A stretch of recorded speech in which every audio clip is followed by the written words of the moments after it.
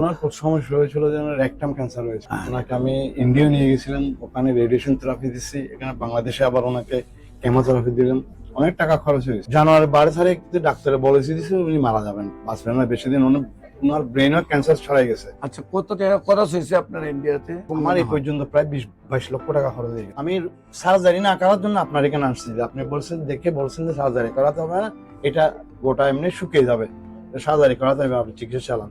ইনশাআল্লাহ আমি 4 মাস চিকিৎসা করার পরে 5 মাসের রিপোর্টের দেখছেন গোটা অনেক শুকিয়ে গেছে। আমার কাছে আছে ডকুমেন্ট, ফটো এর মধ্যে ক্যামেরার মধ্যে আছে। এখন আপনার পুত্রবধূর অবস্থা কি? সব ঠিক আছে, এখন একদম নরমাল। আগে যেরকম ছিল উনি আজ থেকে 2-3 বছর যেরকম ছিল সেরকম একদম নরমাল। বিসমিল্লাহির রহমানির রহিম। সম্মানিত দেশবাসী, আমি cancer specialist doctor SM. Sarwar. বিশেষ করে আপনারা জানেন যে সারা ওয়ার্ল্ডের ডাক্তারদের বক্তব্য, ক্যান্সার হলে আনসার নেই। ক্যান্সার হলে আমরা সাময়িকভাবে চিকিৎসা দিয়ে থাকি, এক সময় ক্যান্সারের মৃত্যু হয়, এটাই মেনে নিতে হয়। আমি বলবো যে ক্যান্সার হলে আনসার নেই সেই কথার কোনো ভিত্তি নেই। ক্যান্সার সম্পূর্ণরূপে সুস্থ হয়। আজকেও আমরা একজন ক্যান্সার রোগীর সাথে আপনার পরিচয় করে দিচ্ছি। ওনার পুত্রবধূ সুস্থ হয়েছে এবং আজকে আরেকজন বাবুকে নিয়ে আসছেন চিকিৎসার উদ্দেশ্যে।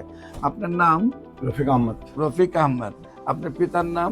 মরহুম সুলতান আহমদ। মোহাম্মদ সুলতান আহমেদ। আপনার মাতার নাম? সবিলা খাতুন। সবিলা খাতুন। আপনার গ্রাম? রাউজান। রাউজান। Post office? নোয়াপাড়া। নোয়াপাড়া। থানা? রাউজান। রাউজান। থানা রাউজান। তো গ্রামের নাম কি? পশ্চিম গুজরা।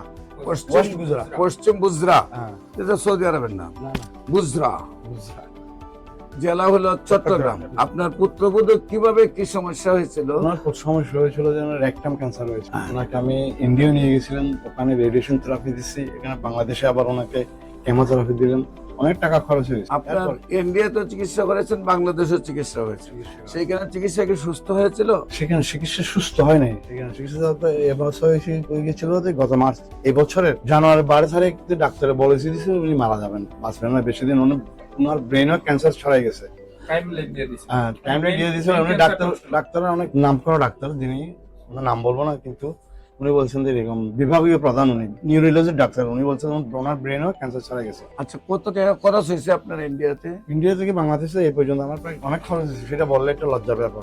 না, কত গেছে মানুষ জানা দরকার, ওই জন্যই যে মানুষ অর্থনৈতিকভাবে যাতে আমার এই পর্যন্ত প্রায় 20-22 লক্ষ টাকা খরচ হয়ে গেছে। প্রায় 22 লক্ষ টাকা খরচ। আপনার এখানে সংক্ষিপ্ত ভাবে বেশি টাকা খরচ হয় না, কিন্তু ইন্ডিয়া যাওয়া আসা, এখানে চিকিৎসা করা, 8টা কেমো এখানে দিছি, 25টা থেরাপি ইন্ডিয়াতে দিছি, রেডিয়েশন থেরাপি। টোটাল 22 লক্ষ টাকা খরচ করে যখন রেজাল্ট পান নাই, ডাক্তার যখন বলছে মারা যাবে, তখন আসছেন আপনি আমার কাছে। আপনার আমার ঠিকানা কিভাবে পাইছে? আপনার ইউটিউবে দেখে।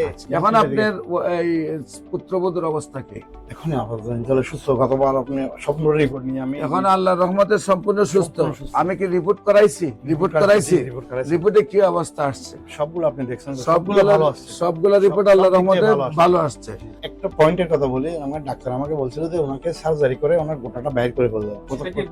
না না, রেকটামে গোটা বাইর করতে হবে। আমি সার্জারি না করার জন্য আপনার এখানে আসছি, যে আপনি বলছেন যে সার্জারি করাতে হবে না, এটা গোটা এমনি শুকিয়ে যাবে, সার্জারি করাতে হবে, আপনি চিকিৎসা চালান। ইনশাআল্লাহ আমি 4 মাস চিকিৎসা করার পরে 5 মাসের রিপোর্টের দেখছেন গোটা অনেক শুকিয়ে গেছে। আমার কাছে আছে ডকুমেন্ট, ফটো এর মধ্যে ক্যামেরার মধ্যে আছে, মোবাইলের মধ্যে আছে, আপনাকেও দেখাইছি। সেই জন্য একটা ভরসা রাখছি যে নিশ্চয়ই ইনশাআল্লাহ যদি ক্যান্সার রোগী ভালো না হতো তাহলে এত রোগী আপনার পাশে আসতো না। আমি এখানে যতবার আসলাম দেখলাম, আমি তো 7 মাস রানিং করতেছি। আরো 2-1 রোগী পাঠিয়েছিল, আমার কাছে জিজ্ঞেস করছে, আরো একজন রোগীর রিপোর্ট আমার জেবে আছে, একজন রোগী যে ভালো হয়েছে সেটা প্রমাণ। আমি 20 লক্ষ টাকা খরচ করার পরে যে একটা রোগী ভালো করতে পারছি চট্টগ্রামের মধ্যে, যা আপনার চিকিৎসায়, সেটাই জেনে রোগীরা যারা জানছে যারা বলছে যে আমাদেরকে ডাক্তারকে দেখাই দেয়। আমি ডাক্তার দেখাই দিচ্ছি, ওরা এখানে আসতেছে। যারা আসতে একটু অসুবিধা হয় তাদের সাথে আমি আসি, এরা একটু আসতে অসুবিধা হয় সেই জন্য আমি এদের সাথে আসছি। আজকে কালকে পরশু আবার আমার পুত্রবধূ নেওয়ার ডেট, ওষুধ নেওয়ার ডেট। ওনার তো ব্রেইনে ক্যান্সারটা ছিল, ঠিক না? উনি ওনার ডাক্তার ব্রেইনেও ছিল, টিউমারও চলে গেছিল এবং ক্যান্সারও চলে এরকম বলছিল, এরকম একটা রিপোর্ট করে দিয়েছিল। স্মৃতিশক্তি ঠিক আছে না, সব কিছু ঠিক আছে, এখন একদম নরমাল। আগে যেরকম ছিল উনি আজ থেকে 2-3 বছর যেরকম ছিল সেরকম একদম নরমাল। কি কোনো মনে হয় যে কোনো অ্যাবনরমাল বিহেভিয়ার?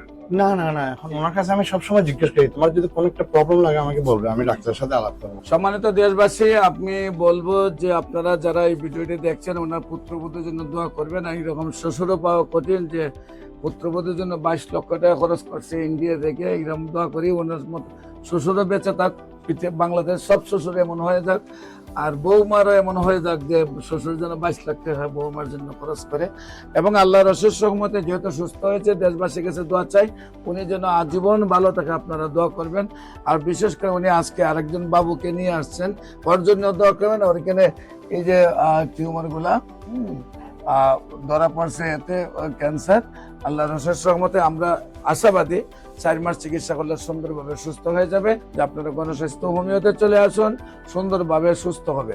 সবাইকে ধন্যবাদ। যে কোনো প্রয়োজনে স্ক্রিনে দেওয়া নম্বরে যোগাযোগ করেন। আসসালামু আলাইকুম ওয়া রাহমাতুল্লাহি ওয়া বারাকাতুহু।